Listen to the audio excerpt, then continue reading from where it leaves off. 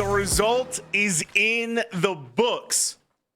The Cavs going to be heading to the Eastern Conference Finals to take on the Knicks in what was, I didn't think we could get a blowout game in this series prior to Friday night. Then I was under the assumption the only way we're getting a playoff, a blowout game in this series was going to be the Detroit Pistons are going to take care of business in Game 6, and you're going to have to battle in Game 7. I'm thinking back to Game 5. I'm thinking you're going to have to,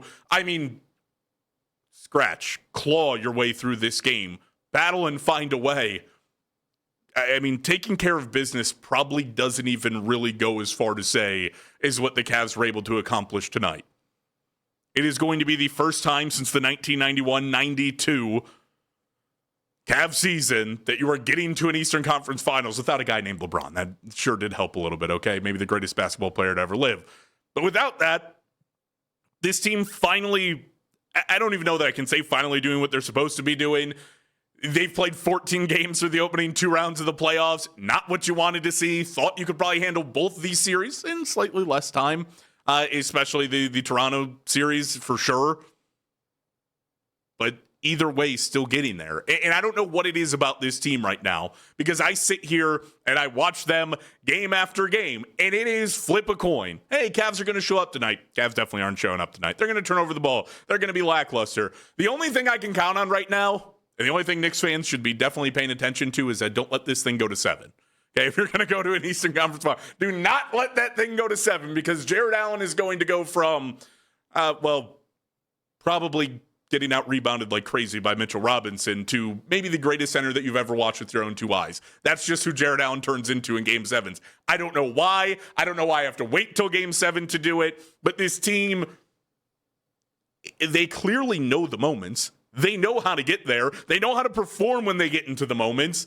They are playoff risers. It is just a matter of, beating and clawing and drawing it out of them in order to do it in a series. Like, tonight was the way that the Cavs are supposed to look. And I'm not saying this is a series where I expected them to blow out the Pistons by 30 every single night. Right? You got aided by the fact that Sam Merrill was on one tonight. I don't know what was going on. Sam was absolutely ridiculous. If you want to call it a heater, you can call it that. I don't think the English language has a word to describe Sam Merrill tonight. I don't think there is a single way to describe just the performance that he had defensively, knocking down every 3 that basically left his hand. Sam was insane. Someone needs to take a rock to his face before every game. Apparently, that's all it took was just getting knocked out by Sar Thompson, pretty much. One of the craziest charges I've seen since, the 90s NBA. That was, literally an Oklahoma drill, except for Sam wasn't running. He was backpedaling. And he was, I can't even say scared or nervous. He planted his ground. He was ready to take the charge. The guy got his head bobbled off the floor, for crying out loud. I don't know how we didn't look. Out of all the things that we could have looked at, really dug into, maybe that should have been the one we dug into for a flagrant. Just a little. Don't know what would have been called. Probably deserved a review. That's all right. Yeah. Not the hardest hit Sam's taken in his life, if we have heard via podcast. He's definitely taken harder shots to the mouth via rock. But that's okay. That's pretty much what that one felt like. But like I said, he was insane tonight. 5 of 8 from 3, 7 of 10 from the floor. He dropped 23 points, tying the second highest mark by a Cav tonight. And quite frankly, tying a second highest mark in the game tonight, because the Pistons did not have a single will to fight through this one. There was absolutely nothing to get them going. Again, it's a type of game where you watch and you go, yeah, Sam was great tonight. Obviously, they shot the ball particularly well. They were up over 50% from the field, or right around 50% from the field. By the time the starters got pulled, they were up above 50. It's not like they killed it from 3. Like I said, Sam was really good. Sam's about the only guy you can point to that actually had anything from 3 tonight. You go down the line, Evan was 1 of 4. James was 0 of 6. Donovan was 2 of 6. Strus was 1 of 5. And you had one other 3 off the bench, and it was Dean Wade. That was it. They did not shoot the lights out of the gym tonight. It's not like they just walked in there and started hitting every shot. Again, you get performances like that from Sam. Yeah, they're much appreciated. They helped the score go this way. But this was the Cavs playing basketball. This is when you go through and you look and you say, well, and the Cavs just played 48 minutes of basketball and had 10 turnovers. A team that I just watched in Game 6 have 20 turnovers. A team that I've watched for 14 playoff games, 13 if we're being not counting this one, go through and turn the ball over like it's their job. And you can keep it down to 10. You can protect the basketball. You can go out there with a actual game plan and go through and execute it. I don't know why it takes until Game 7 to get here. It's infuriating. I really, you want to talk about things that drive my frustration through the roof? It is watching this team play. When I watched them play Game 7 against the Raptors and thought it was the best they looked all playoffs, watch them play in Game 7 tonight, I think it's the best they've looked all playoffs. I don't know why you have to wait till these moments, why you have to drag out series before you finally just go, oh yeah, we should probably, deliver that gut punch, right? We should probably just get this one done and actually show up and be the team that we're supposed to be, execute the way that we're supposed to execute. This was the peak of this team right now, right? This is as good as they can play. I legitimately don't know that, again, aside from knocking down more of your shots, this team can get any better. They operated in nearly flawless execution tonight.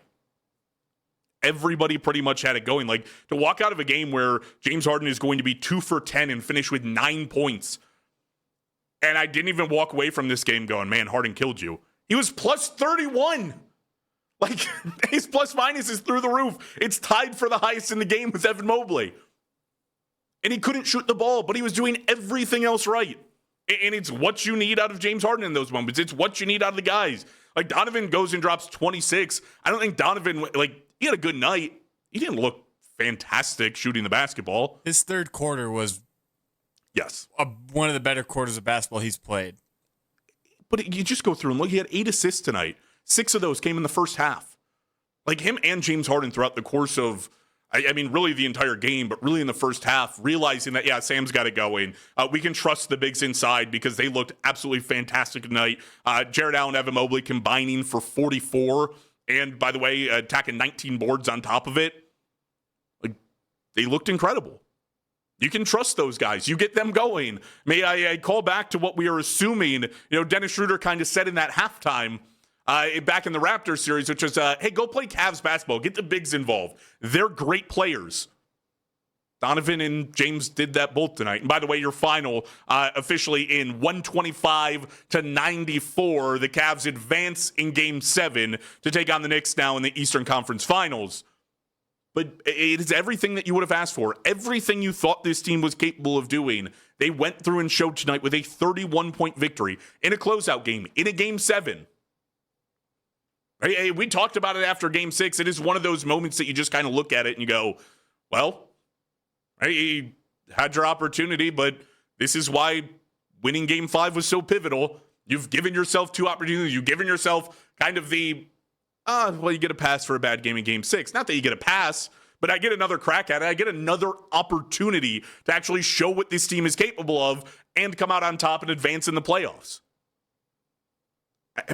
Again, you just wonder where this has been at and why we can't see this for the majority of a series. I don't know that, I'd love to sit here and tell you, we're getting to the Eastern Conference Finals. Now it's going to come out every single time. And I think there's a higher likelihood of that. I think you have a better chance of, the Cavs actually realizing, hey, this is somewhere, Evan hasn't been before, Jarrett hasn't been before, Donovan has never been before. Hey, we could probably go out there and actually put something on tonight. Put something on for the fans, lock in, be the best versions of ourselves, really try to play this one through. I still don't know that I'm getting that, but we're going to celebrate a Game 7. We're going to celebrate this team looking as good as they have been, and we don't have very much time to celebrate. We're going to sit here and be as positive as we can be coming up here over the next hour and a half plus. You're right back in action on Tuesday. Knicks are coming off a long break, but again, it is everything tonight. They go through. Cavs finish with 11 turnovers, one of those coming from Craig Porter Jr. in the final minutes. He just protected the ball tonight. I think basically every stat you can look at, which we're going to do our dive through and kind of look at tonight, the Cavs pretty much dominated it. Won the field goal percentage, won the three-point percentage, despite not shooting it that well. The only thing that they didn't do well tonight was actually shoot free throws. They still outshot Detroit in terms of makes, 28-22. Doesn't sound as good when you talk about the free throw disparity and how many you earned in 44-29, but they out-rebounded them tonight. Offensive rebounds, beat them by 4. Defensive rebounds, beat them by 5. Out-assisted by 10. Turnovers, you win the battle. 15-13 total turnovers. Pistons turn the ball over more. They conceded more points off of the turnovers. They lost the points in the paint battle by 24. They're basically the exact same place the Cavs were in after Game 6.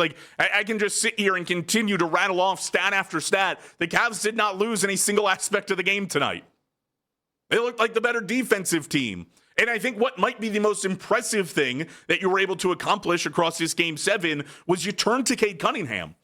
Right? He is the guy that has to bring Detroit over the edge. We know they don't shoot the ball particularly well. We know that it's going to come down to how clutch Cade can be. He had 13 points on 5 of 16 shooting. He did not hit a single 3 tonight. Cade crumbled in the biggest moment possible.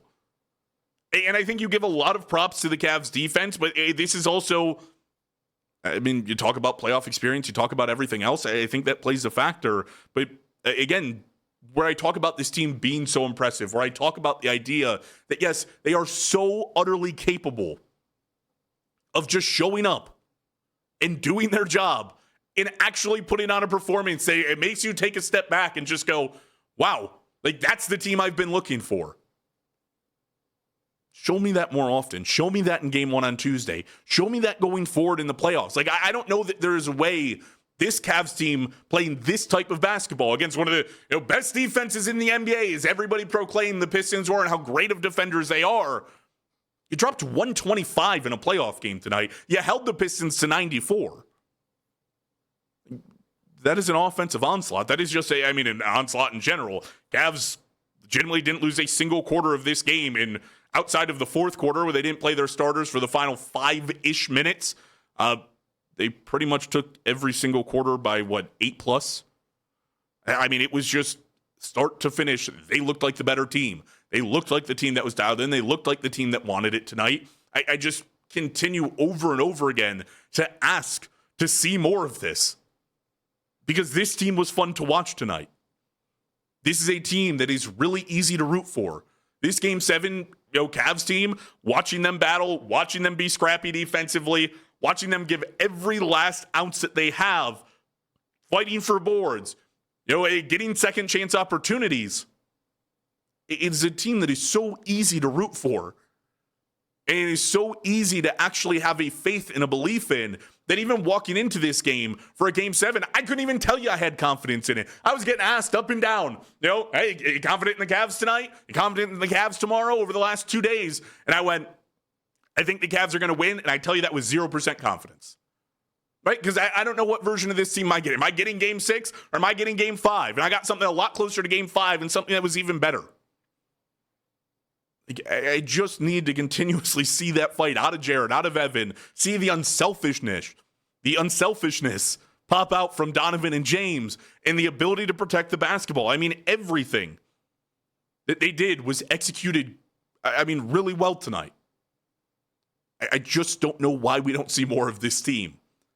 Because this is an easy moment to celebrate. Legitimately, we should be as excited as you could possibly imagine. This team is going to an Eastern Conference Finals. They are finally starting to live up to the billing that we have placed on them. Year after year now for 4 years running. They are finally answering the call, finally taking a step forward and getting to an Eastern Conference Finals.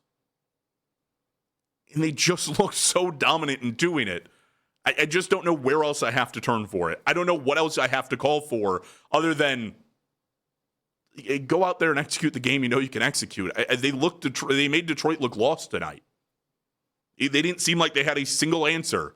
And no matter what, I think so many of the times that we've watched this Cavs team, it has been, as soon as it feels like you have a lead or you feel like you're clawing back into the game, you get daggered and Duncan Robinson hits a 3 and, they go on a 7-0 run and all of a sudden the lead balloons back up or the Pistons are right back fighting into it. Tonight was the night that the Cavs had an answer for it. It was like, you're going to go on, hit a big 3, get a steal. All right, well, we're going to calm things down. We're going to execute the offense and we're going to get an easy bucket. I need to see more of that. I need to see more trust in the bigs. I need to see more battle out of the bigs. It's not just trust in them. It's the want to from those guys to go out and do it. Again, This is the greatest I might have ever seen Jarrett Allen play. Just give me that guy. Game 7, third quarter, doesn't matter. That's the Jarrett Allen I want all the time. I just don't know how to get it.